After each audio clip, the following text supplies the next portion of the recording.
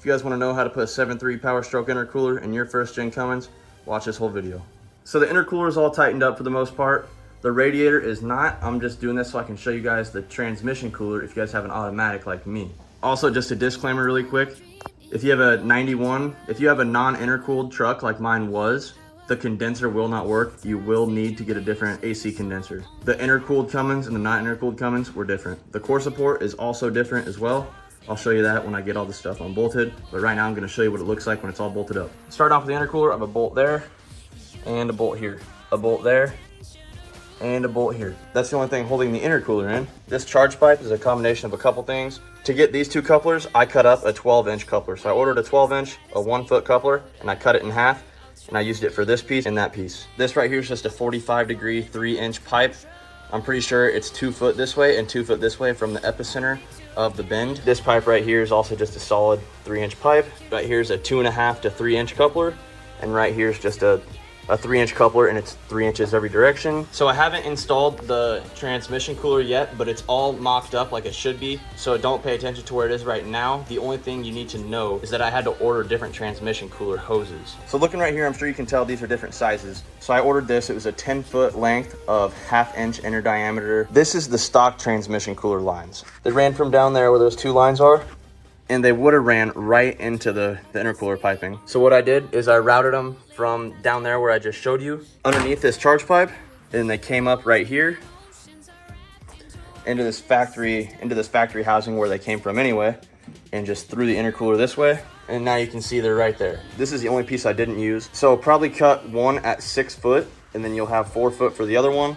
And you might not need to use the stock hose like I did, because I cut this one too long and I ended up just taking more off of it. If I had this much more room, if I had this much more length on this hose, then I probably wouldn't have had to splice in. It really wasn't a problem because these hoses had its own splice in it. So I just took that little metal coupler piece, I coupled it together. So the bigger hose is the one I ordered from Summit Racing. I'll link that in the description. And then it meets up with this factory hose. And all those just get routed into there, into the transmission cooler. The only thing I changed about this entire system is the mounting location of the transmission cooler and the hose length itself. The hose I ordered from Summit Racing is the same inner diameter as this. It's just a little bit thicker. I routed it from down under there, underneath this intercooler pipe, and then straight through the factory hose where it goes anyway. So that never changed. This location is the same. That's it for the transmission cooler. The radiator, as you can see, I did have to cut with a jigsaw. I'll show you that when I pull it out more. But everything does fit, guys. It fits pretty good. It looks damn good too. If you guys want to know how to take apart this entire front clip and everything, go ahead and watch my removing a VE pump. I think it's like the first 2 minutes of that video. It just shows how to remove every single piece in the front clip to make it look like this. The only thing I didn't do in that video is swing down this bumper. And to do that, it's super easy. You just have to take out 4 bolts. It's 3/4, I believe. All I did was take these 2 bolts out, and then I loosened that one, and it just swung down. And it's actually a great stool too. All right, guys, now I'm gonna take it all apart and show you what it looks, and show you the core support and everything else I had to modify. So I got everything apart, and I'll start with the core support modifications I had to do. I'm sure you can tell there's a big, chunk cut out right here. So basically, you wanna cut just above this clip right here. I'm gonna have to trim this down maybe just a little bit more. I probably don't need to. It clears. I just wanna do it just because it is close. So I'm gonna have to trim this down a little bit more, or I want to, I guess. So if you're gonna do this, cut just above this clip. And then for this longer cut, I went about 3.5. That's about as far as you can go just because of the coolant reservoir. So like I said, cut just above that clip, and then 4 inches across here. And then I cut just below this where the condenser mounts. All this I did with the Sawzall. You're gonna need a grinder to get some of the hard, weird, awkward edges. But it really wasn't that bad, didn't take too long. As for this side, again, it's gonna be pretty much the same thing. Cut just above that clip. Try to make it closer than I have. This side's cut at about 4 inches, which you might need a little bit more of, so I think 4 inches is probably good. I have just about a 5-inch gap, 4 3/4, 4 7/8, around there for this gap. I just cut straight across. Again, I used a Sawzall and a grinder for that. Like I said for the transmission hoses before, I just rerouted new hose around here underneath the intercooler piping. You can see they just run up along here, and they come out there where they come out from the factory. Just for now, I had to bend this. I will cut it eventually, but I want to get this fitted first. So just bend this back and you can route your hoses through there. And I think that's it for the core support. Really not too much. It does take time though. Oh, actually, I put some 3M super adhesive along these edges just so there is a rubbery coat on them. I don't think it mattered if it was metal, but I'm just being safe, and I did put a coating on there so it's not sharp. This is the stuff I used. I'll leave it in the description. If you're doing this like me and your engine was not intercooled from the factory, this outlet is going to be turned all the way up facing that way, because the intake horn just went right across the valve covers, and it just went from the turbo up and over straight down into the intake. But for this, you have to turn it all the way around. So what I did, my snap ring, clamp, whatever you want to call this thing, was broken. There's that ear right there, and then there's supposed to be one right there, but it broke off.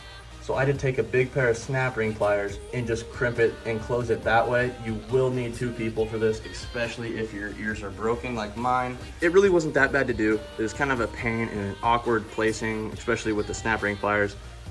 But my buddy and I got it done in like 2 minutes. So it's not really that hard to do. It's a little bit of a pain, but it ain't bad.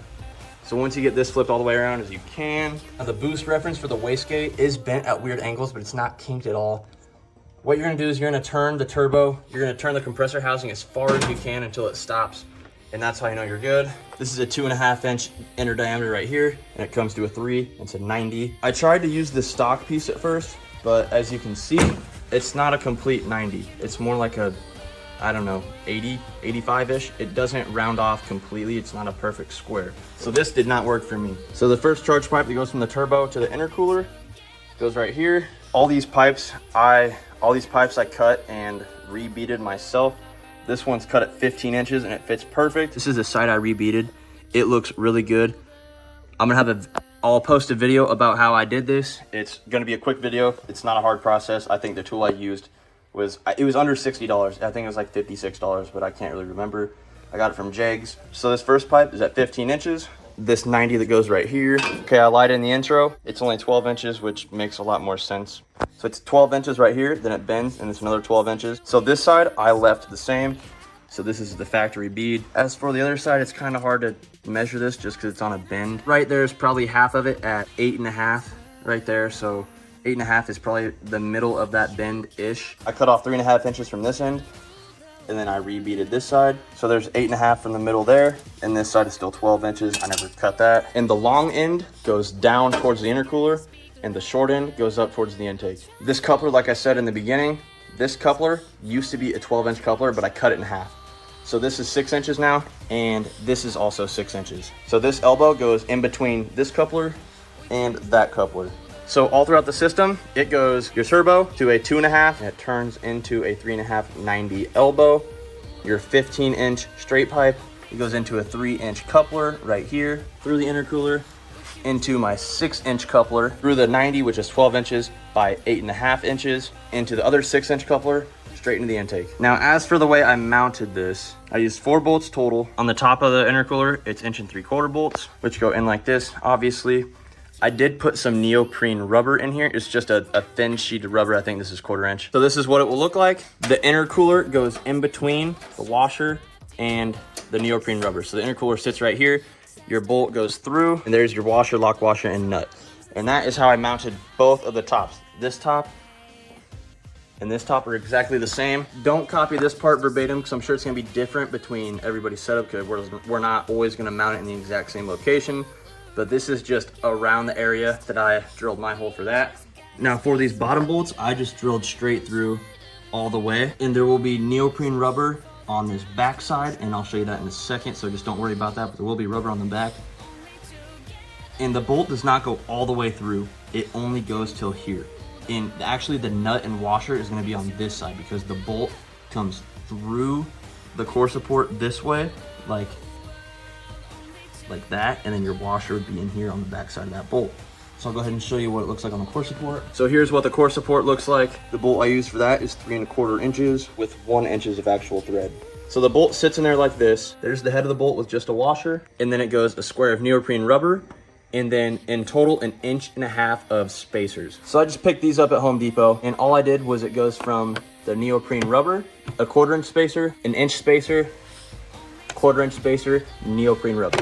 So reiterating that on the actual bolt itself, so it goes the neoprene rubber, 1/4 inch, 1 inch, 1/4 inch, neoprene rubber, and then the intercooler goes right here. This lock washer and nut goes on the back side. And that's honestly really all it is. That's all there is to it. If yours was intercooled from the factory, you're already gonna have the intercooler piping grommet area like cut out already, but mine did not because mine was not intercooled. So depending if yours is intercooled or not, it's gonna be different, but more or less the process is gonna be the same. You're just gonna have to modify your core support a little different than I am. And the turbo, obviously. This intercooler looks pretty much brand new. I'm sure you guys think it's brand new just by looking at it. But if you wanna know how to restore a radiator and flush it out, go ahead and watch my videos. I have a playlist for intercooler maintenance, and it shows you how to restore one, flush it out, and all that. So go ahead and watch that if you wanna know how to turn a bad intercooler into an intercooler that looks pretty much brand new. As for the actual swap, it's not horrible. I explained everything right now. This is probably gonna be a decently long video, longer than my other videos because my other videos are pretty short. I edit a lot of stuff out, but that's not the point. I'm gonna show you guys me installing all of this stuff. I'm not gonna explain it very much because I already gave you guys the rundown of everything from moving the turbo, from the piping to the couplers, the intercooler itself, the mounting locations, what I use to mount it. Everything I've already covered, even from the neoprene rubber to this adhesive stuff to act as a gasket, more or less you want to call it, whatever. Even the transmission cooler if you have one. I'm eventually going to manual swap it. My garage is a mess right now, but the manual is right there. It's a G360. Just got it rebuilt. Yeah, so enough of me talking.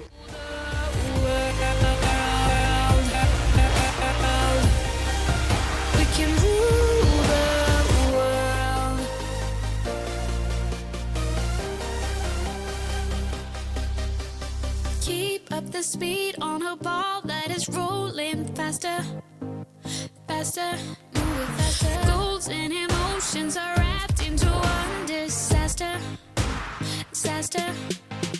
Handle the problems instead of a lousy lie. What I'll give up just to see all that big blue sky. What we're up against, we just gotta speak louder.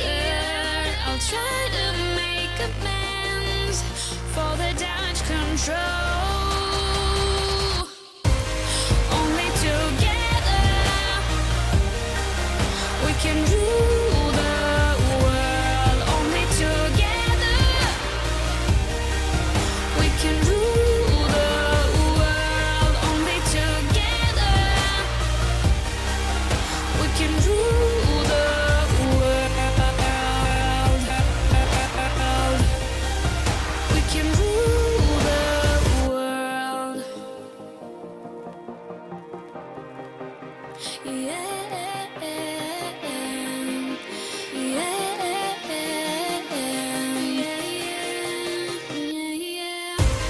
Only together we can rule the world. Only together we can rule the world. Only together we can rule the world. We can rule the world. We can rule the world.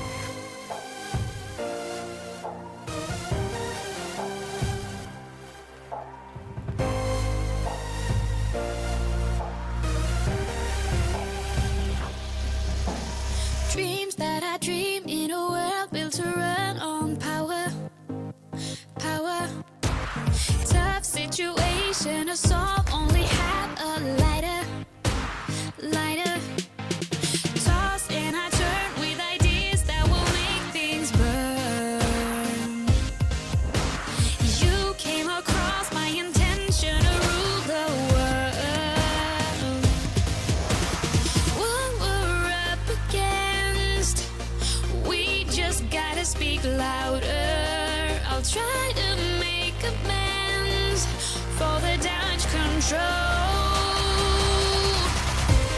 Only together we can rule the world. Only together we can rule the world. Only together we can rule the world. We can rule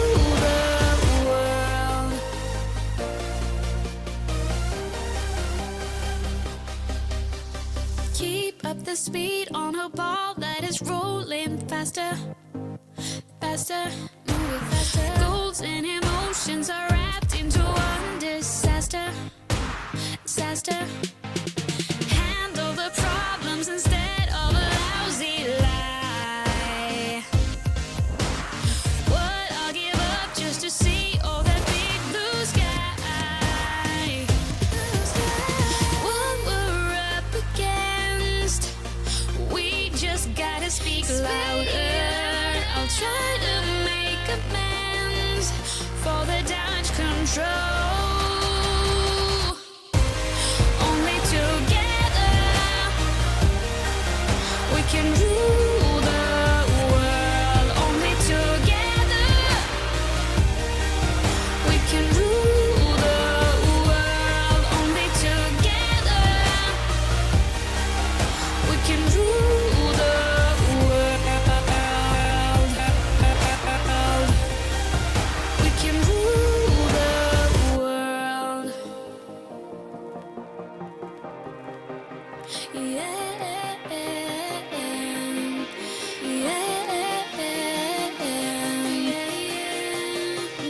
yeah. Only together we can rule the world. Only together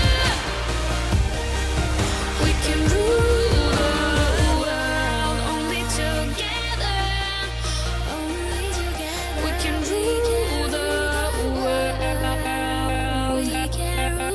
world. We can rule the world.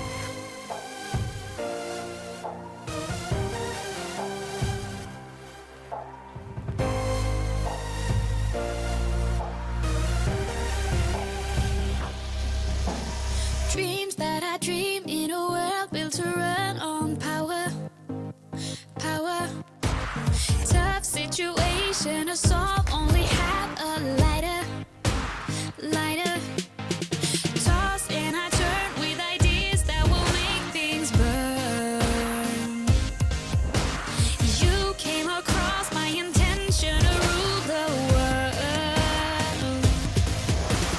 What we're up against, we just gotta speak louder.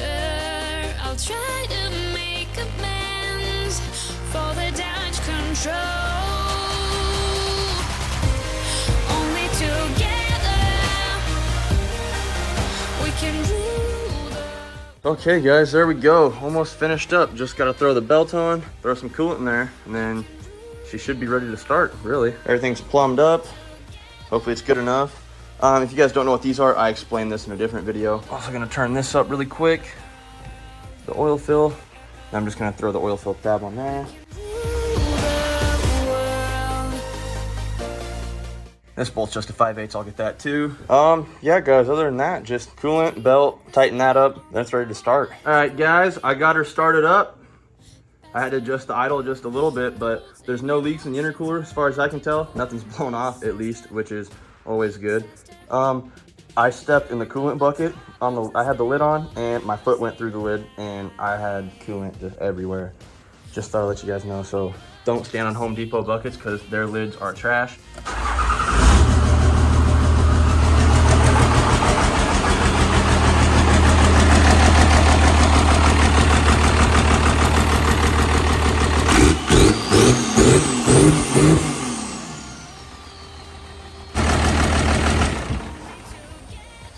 I don't have a fuel shutoff solenoid yet, so gotta do it that way. I gotta tinker with the idle just a little bit more. It's chopping a little bit, just need to bump it up. It's running on all 6 now, sounds way better than it did before. It's not missing, truck doesn't vibrate. I'm really happy, but I'm gonna step outside because these fumes are killing me. When the P-pump is in and none of the linkage, so none of this stuff is hooked up at all, the P-pump runs, right? So we're at that point, it runs good. Now to actually hook the linkage up to your throttle pedal, and then if you have an automatic transmission, you're gonna need a kickdown cable. And from the 2nd gen to 1st gen, obviously, those are gonna be different. So the throttle is probably the easier one. So what I did is I took this linkage that was already on the P-pump right here, and I cut it about right over here.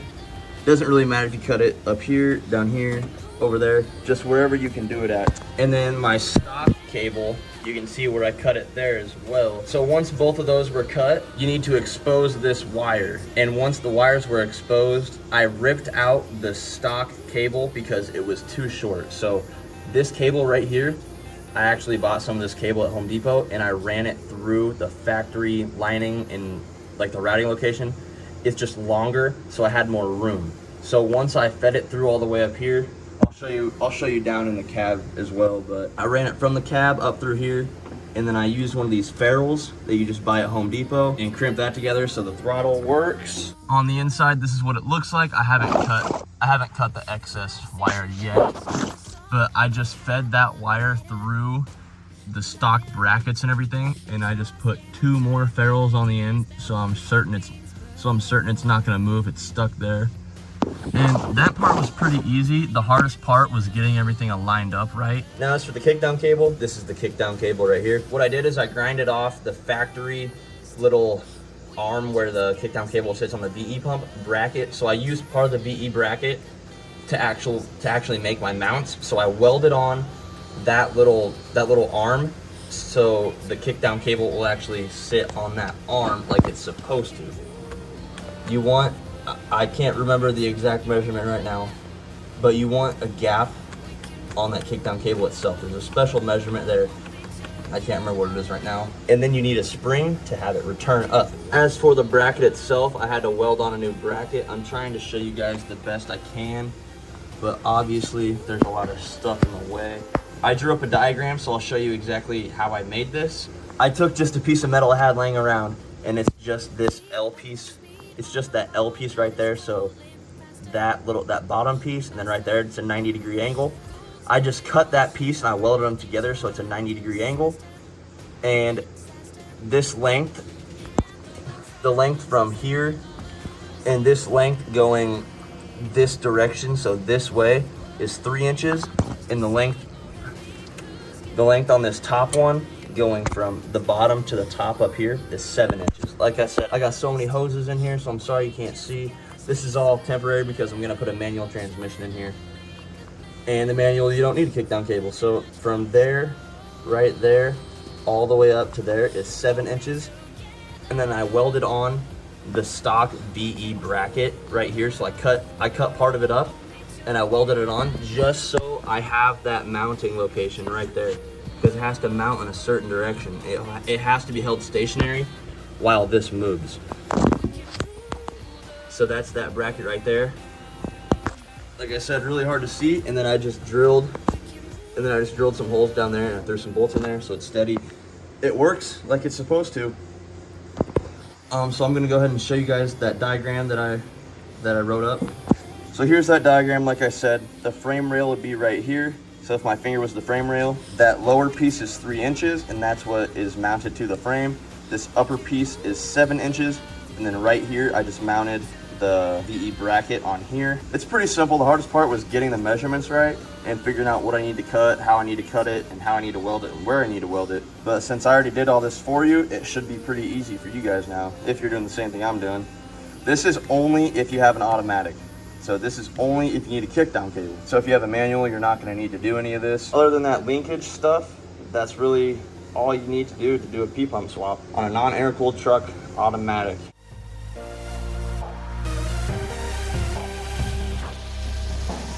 Dreams that I dream in a world built to run on power. Tough situation to solve, only have a lighter. Toss and I turn with ideas that will make things burn. You came across my intention to rule the world. What we're up against, we just gotta speak louder. I'll try to make amends for the damage control.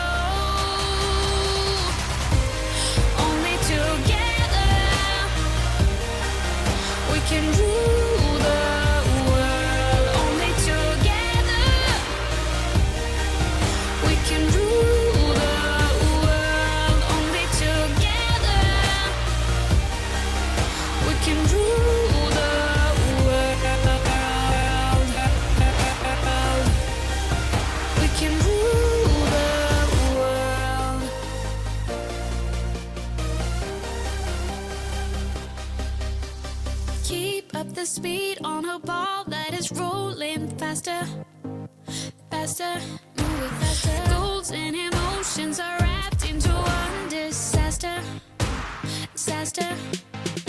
Handle the problems instead of a lousy lie.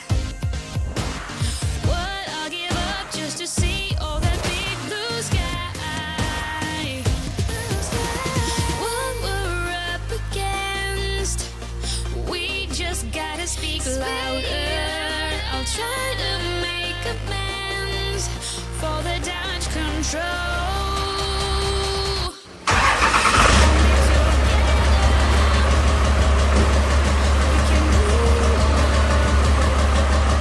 Okay, well that's it for this video, and likely the last video in this series of P-pump swapping my first gen Cummins. Definitely a lot of work, and I hope this video will teach you a lot, because all the forums and videos I watched and read, they make it seem like a bolt-on, but there are a lot more steps and things you need to do.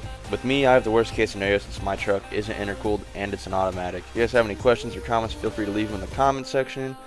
Thanks for watching, guys, and I'll see you on the next one.